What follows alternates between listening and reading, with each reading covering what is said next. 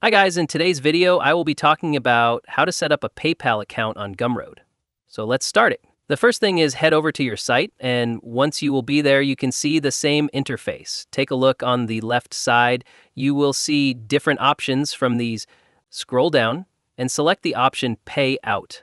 Once you'll select the option Payout, you can see I have not set up any account. Now click on the option Setting. Just scroll down a bit, and here you will see Bank Account or PayPal. If you want to connect bank account, then select this option, but if you want to set up your PayPal, then click on the option PayPal.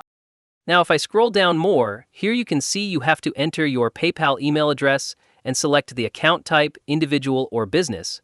Scroll down more, and here enter first name, last name, address, and all the other details of your PayPal account. Make sure you write the correct detail as per PayPal. Then simply click on the option PayPal once you will select. It will be connected within the next 2 or 3 business days. Maybe they need to confirm by some other verification. So no need to worry. You have to complete all the verification and then it will be connected with the PayPal. And that's it.